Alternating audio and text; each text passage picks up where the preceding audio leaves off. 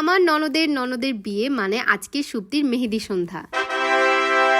আসসালামু আলাইকুম এভরিওয়ান। গতকালকে সুপ্তির বিয়ের কিছু ছবি শেয়ার করার পরে আপনারা আমার ইনবক্সে পাগল বানিয়ে ফেলেছেন যে আপু ভ্লগ দাও না। দেখেন আজকে আপনাদের জন্য প্রথম ভ্লগটা নিয়ে চলেই আসলাম। সুপ্তির বিয়ে হচ্ছে আমার দেখা সবচেয়ে ঝটপট একটা বিয়ে ছিল। এই তো ওই দিন মাত্র ওকে দেখতে আসলো আর দেখতে দেখতে তার বিয়েও চলে আসলো। আমার না বিয়ের ফাংশন অ্যাটেন্ড করতে খুবই ভালো লাগে, কারণ এই উসিলায় হচ্ছে একটু সাজুগুজু করা যায়। আর I love to do makeup. আজকে একদম ঘরোয়া একটা প্রোগ্রাম, মেকআপ করার কিছু ছিল না, বাট স্টিল আমার সাজতে ইচ্ছা করেছে, তাই টুকটাক একটু মেকআপ করে নিলাম। আর এটার ভিডিও কিন্তু নেক্সট একটা ব্লগে দিয়ে দিব। এই যে আপনাদের আয়াত এন্ড মমের আয়াত চলে এসেছে। এতক্ষণ তো তার মাকে দেখেছেন, আর এখন রেডি হচ্ছে ম্যাডাম আয়াত। আজকে না আয়াতের গ্রিন কালার ড্রেস ছিল না, ওই যে বললাম ঝটপট বিয়ে, তাই তার জন্য নতুন কিছু কিনতে পারি নাই।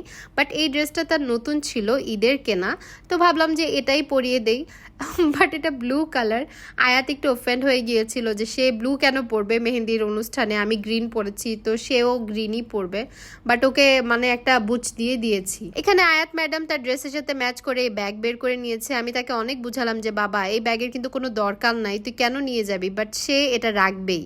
পরে বললাম যে থাক, সে যেহেতু গ্রিন কালার ড্রেস পরতে পারে নাই, সে ব্যাগ নিয়েই খুশি হয়ে যাক। আমার প্রিন্সেস আয়াত একদম রেডি, এখন শুধু তার চুলটা বাঁধা বাকি ছিল, আর তার চুলটা বেঁধে আমিও চলে যাব রেডি হতে। আর এখানে আজকে আমি একটা সুতি শাড়ি পরবো, এটা কিন্তু আমার শাশুমার শাড়ি। এই তো শাড়ি পরে আমি রেডি। আর রেডি হওয়ার পরে জানতে পারলাম যে সুরভি আর সুপ্তি বাসায় নাই, তারা হচ্ছে শপিং এ গিয়েছিল, আর তারা তখনও বাসায় আসে নাই। তো আমি এখানে কি করব ভাবছিলাম যে একটু ভিডিও করে নেই। আর ভিডিও করার সময় দেখলাম যে আমি তো কানের দুল পরি নাই। এরপরে আমি চলে গিয়েছি কানের দুল পরার জন্য। এখানে আমি একটু কনফিউজ ছিলাম, এই ছোট কানের দুলটা পরবো নাকি হচ্ছে এই বড় কানের দুলটা পরবো। পরে দেখলাম যে না, ছোট কানের দুলটা একটু বেশি কিউট লাগছে। পরে এই বড় কানের দুলটা না পরে আমি ছোট কানের দুলটাই সিলেক্ট করলাম। আমি যখনই রেডি হই আয়াত একদম আমার পাশে থেকে একদম ঘুরঘুর করবে, দেখবে আমি কিভাবে রেডি হচ্ছি, আর ও আমার আশেপাশ থেকে সরবেই না। আর আমি পিছন দিক দিয়ে বলছিলাম যে আয়াত তুমি তোমার মালাটা কেন পরেছো, এই মালাটা ভালো লাগছে না, খুলে ফেলো। বাট সে না, আমার কথা শুনবেই না, সে এই মালা পরবেই পরবে। কানের দুল পরার পরে আমি ভাবলাম যে হাতে একটু রেশমি চুড়ি পরে নেই। আমার না চুড়ি পরার পরে কাচের চুড়ির যে একটা ঝনঝন শব্দ হয় না, এটা খুবই ভালো লাগে। আমার এই যে হাত ভরে মুট করে চুড়ি পরা আমার খুবই পছন্দের একটা কি বলবো খুবই পছন্দের একটা জিনিস। আমার বাবার বাসায় বক্স ভর্তি চুড়ি ছিল। আমার মা কি করেছে জানেন, এই চুড়িগুলো না ফেলে দিয়েছে। তার ভাষ্য মতে এই চুড়িগুলো ভেঙে গিয়েছে, বাট আমার বিশ্বাস সে এগুলো কাউকে দান করে দিয়েছে। আমার মার কথা আর কি বলবো, সে মানুষকে এসব দান করতে খুব ভালোবাসে, আমার জিনিসপত্র বিশেষ করে। তার কথা হচ্ছে তুই তো পড়িস না, তো এগুলো ঘরে রেখে কি করবো, এর চেয়ে ভালো মানুষ যদি পড়ে সোয়াব হবে। চুড়ি কে দান করে রে ভাই, আমি আমার মার সাথে ওই দিনও ফোন দিয়ে বলতেছিলাম, মা তুমি এই চুড়িগুলা কি করছো বলো তো। আমার না চুড়ি কি বলবো হঠাৎ হঠাৎ এগুলার জোক উঠে, আর আমি আম্মুর সাথে ফোন দিয়ে চিল্লাচিল্লি করি। দাঁড়ান, আপনাদের জাতির ভাবি কিন্তু একদম রেডি, শাড়ি চুড়ি কানের দুল পরে একদম পাক্কা মেহেন্দি লুক নিয়ে নিয়েছি। তার মধ্যে আবার দিয়েছি লাল লিপস্টিক। আর কি লাগে ভাই বলেন, সব কিছু ঠিক আছে, কিন্তু শুধুমাত্র আমার রুমে একটাই সমস্যা, লাইটের। আর আমি সেটা কবে লাগাবো জানি না। আমাকে এখানে দেখেন কি পরিমাণে কালো লাগছে, যদিও আমি কালোই, বাট স্টিল আমার মেকআপটাও এখানে কালো লাগছে। ফাইনালি 9:30টার সময় আমরা বাসা থেকে বের হয়েছি। এখানে জ্যোৎস্না কাকি আর মাও বের হয়েছে আমাদের সাথে, কারণ মা হচ্ছে পিঠা দিবে আর পিঠার জন্য পাতিল কিনতে বের হয়েছে। আর এই যে তারা দোকানে নেমে পড়েছে, আর আমাকে একটা রিক্সা করে দিয়েছে জাতির ভাই, ওই দেখেন, আর আমাদের টাটা বলছে। আর আমি আর আয়াত ম্যাডাম চলে যাব এখন একদম ডিরেক্ট সুরভিদের বাসায়। আমার বাসা থেকে আমার ননদের বাসা একদম কাছে, 20 টাকা রিক্সা ভাড়া লাগে। তো মা আর জ্যোৎস্না কাকি এখানে নেমে গিয়েছিল, এখানে আমি আর আয়াত একাই যাচ্ছি। আজকে কিন্তু একদমই ঘরোয়া একটা প্রোগ্রাম, তাদের বাসার কিছু হচ্ছে আত্মীয় স্বজন আসছে তারা, আর হচ্ছে সুপ্তির ফ্রেন্ড, আর এক্সট্রা করে ইনভাইটেড হচ্ছে শুধুমাত্র আমি। তো আমরা চলে এসেছি বিয়ে বাড়িতে। আর এখানে হচ্ছে এসেই দেখি শুভ হচ্ছে একদম তোড়জোড় করে কাজে লেগে পড়েছে। তার বোনের বিয়ের প্রোগ্রাম বলে কথা, সে একদম দায়িত্ব নিয়ে নিয়েছিল সব কাজের। এসেই দেখি আমার ননদের এই হাল, তারা মাত্র বাহির থেকে এসেছে, আর এর মধ্যে আমিও চলে এসেছি, আর তার আগে আমাদের হিমুও চলে এসেছে। আর এসেছে আমার মামুনি জেনিফার। বেবি জেনিফার কিন্তু আমার একমাত্র ভাগ্নি, মানে হচ্ছে আমার তো বোন নাই, কিন্তু হচ্ছে আমার জামাইয়ের বোনের মানে হচ্ছে এখন পর্যন্ত একটাই ভাগ্নি আছে, মানে ভাগনা ভাগ্নি কেউ নাই, জেনিফারই হচ্ছে প্রথম। এখান থেকে চলে যাই সুপ্তির রুমে গিয়ে দেখি এখানে জামাই ডালা রেডি করা হচ্ছিল, মানে সুপ্তির বান্ধবীরা এই ডালাটা সাজাচ্ছিল, তাদের 2টা ডালা রেডি করেছিল। পরে আমি বললাম যে একটা ডালাতেই হয়ে যাবে, তারপর আমরা সবাই মিলে এটাকে প্লেস করে দিলাম একটা ডালার মধ্যেই, আর এটা হচ্ছে বক্সটা সরিয়ে ফেললাম যাতে একটাতেই হয়ে যায়। আর এখানে কিছু মেহেদি নিয়ে নিয়েছে, ডালা রেডি করেছে, আর আমি এখানে চলে এসেছি, এসে দেখি যে ম্যাডাম জবা চলে এসেছে। জবা ম্যাডামের কথা কি বলবো, সে যেমন মক্কার মানুষ হজ পায় না, সে হচ্ছে বাসায় থেকেও তাড়াতাড়ি আসতে পারে না। আর এটা হচ্ছে সুপ্তির ছোট মামা, মানে শাওন মামা। আর আমাদের শুভর জন্য কিন্তু সবাই দোয়া করবেন, শুভ একটু অসুস্থ, সবাই দোয়া করবেন যাতে সে তাড়াতাড়ি সুস্থ হয়ে যায়। শুভ বেচারা আজকে সারাদিন কাজ করে টায়ার্ড, তাই সবাই বসে বসে শুভর সাথে আড্ডা দিচ্ছিল আর তাকে একটু রেস্ট করার সুযোগ করে দিয়েছিল। তারপর আমি চলে গিয়েছি ড্রয়িং রুমে ডেকোরেশন দেখার জন্য, আর গিয়ে দেখি তারা সবাই মিলে সুন্দর করে ডেকোরেশন করে ফেলেছে।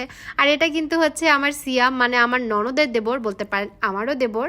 আর এটা হচ্ছে আমার ননদের ছোট দেবর, মানে রেদওয়ান। আর ওই যে সামনে বসে আছেন মুরব্বী, উনি হচ্ছেন আমাদের নানা ভাই, মানে শুভর নানা ভাই। ড্রয়িং রুমে কিন্তু ছোট্ট করে একটা সুন্দর মেহেদির জন্য স্টেজ করা হয়েছে, আর ছোট একটা চৌকি বিছানো হয়েছে, এখানে বসে বসে সবাই মেহেদি দিবে। সব কিছু রেডি, শুধুমাত্র বউ রেডি না। এই দেখেন আমাদের বউয়ের অবস্থা, মানে সে এখনো মানে কি বলবো একদমই রেডি হয় নাই। তারপর তাকে বলছিলাম যাও যায় রেডি হও। জবা সবকিছুর মধ্যে I want to say something, I love you. আর এরা হচ্ছে আমার ননদের বান্ধবী, মানে সুপ্তির বান্ধবী। ওরা লজ্জা পাচ্ছিল আমি ভিডিও করছিলাম দেখে। আজকের মেকআপ সুপ্তিকে সুরভি করিয়ে দিয়েছিল, আর বাকি কাজগুলো আমি করে দিয়েছিলাম, মানে শাড়ি পরিয়ে দিয়েছিলাম, এখন চুল বেঁধে দিচ্ছিলাম। আর চুল বাঁধার পরে ওকে হচ্ছে গয়না পরিয়ে ওড়না পরিয়ে দিব। আমি এখানে সুপ্তিকে জিজ্ঞেস করছিলাম যে কিভাবে চুল বাঁধতে চাও, পরে ও বলল যে সামনে একটু বেনি করে দাও। পরে আমি বেনি করতে নিয়েছিলাম, পরে বললো যে ওর বেনিটা খুব একটা সুবিধা লাগছে না, মানে ওর মেকআপের সাথে যাচ্ছে না। পরে আবার আমি বেনি খুলে ফেলি, পরে বলছিলাম যে চলো তোমাকে একটু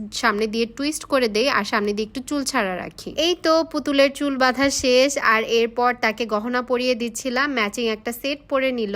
আর এটা একটু শক্ত লাগছিল, তো আমি বললাম যে এটা শক্ত লাগছে কেন, তারপর আমরা আবার সবাই মিলে এটাকে অ্যাডজাস্ট করছিলাম। মাশাআল্লাহ আমাদের সুপ্তি কিন্তু এমনিতেই অনেক প্রিটি, আর একটুখানি সাজার পরে সুপ্তিকে মাশাআল্লাহ আরো অনেক সুন্দর লাগছিল। আর আমি এখানে ওকে ওড়না পরিয়ে দিচ্ছিলাম। বেসিক্যালি আজকে ওড়না পরার প্ল্যান ছিল না, পরে হচ্ছে মানে গ্রিন কালার ওড়না কই পাবো, পরে জবা বললো যে ওর হলুদের ওড়নাটা গ্রিন কালার। পরে ও দৌড়ে আবার উপর থেকে ওর ওড়নাটা নিয়ে চলে আসে, আর দেখলাম যে ওড়নাটা একদম ওর শাড়ির সাথে ম্যাচ হয়ে গিয়েছে। পরে আমি আবার ওড়নাটা ওকে হচ্ছে ক্লিপ দিয়ে অ্যাডজাস্ট করে দিচ্ছিলাম। ফাইনালি আমাদের বউ কিন্তু রেডি, আর এতক্ষণে রাত প্রায় 11:30 বেজে গিয়েছে, আর আমাদের বউ কেবলমাত্র রেডি হয়েছে। মানে আমাদের মেহেদির প্রোগ্রাম কখন শুরু করেছি আমরা বুঝতে পারছেন। এই যে আমাদের সবুজ টুকটুকে বউ, মানে একদম পরীর মতো লাগছিল। এখানে ও একটু সিঙ্গেল ফটোশুট করছিল, আর হচ্ছে মেহেদির প্রোগ্রাম একটু লেটে শুরু হবে, কারণ যে মেহেদি দিবে সে তখনও আসে নাই। তো ভাবলাম যে আমরা একটু পিকচার্স ক্লিক করে নিই। এখানে আয়াত আর আমি বসে পড়েছিলাম বউয়ের সাথে ছবি তোলার জন্য।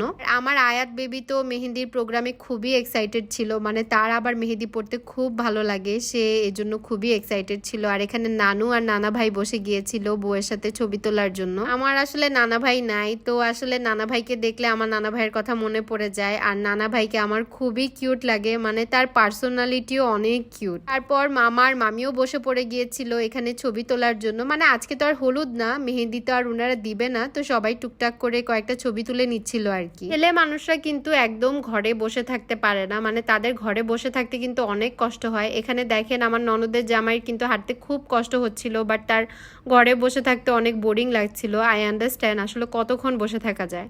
এরপর এই তো আমাদের সুপ্তির ফ্রেন্ডরাও বসে পড়ে গিয়েছিল, তারপর হচ্ছে ননদের জামাই আর ননদও বসে পড়ে গিয়েছিল। এখানে আঙ্কেলও চলে আসছে এর মধ্যে। তারপর আঙ্কেলকে বললাম আঙ্কেল আপনি যখন চলেই আসছেন আপনিও বসে পড়েন, সবাই একসাথে ফ্যামিলি ফটো হয়ে যাবে আপনাদের। তো তারা ছোট্ট একটা ফ্যামিলি, সবাই একসাথে বসে পড়েছে ছবি তোলার জন্য। মাশাআল্লাহ সবাইকে আল্লাহ সুস্থ রাখুক আর একসাথে রাখুক। ফাইনালি আমিও চলে গেলাম আমার ননদের সাথে ছবি তোলার জন্য তার ননদের মেহেন্দি সন্ধ্যায়।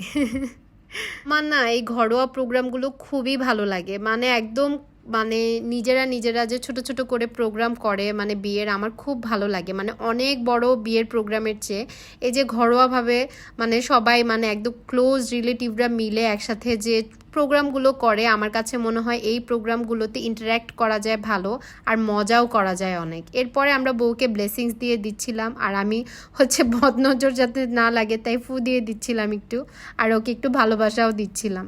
পায় অনেক ভালো একটা জামাই পায়, অনেক অনেক সুন্দর পরে।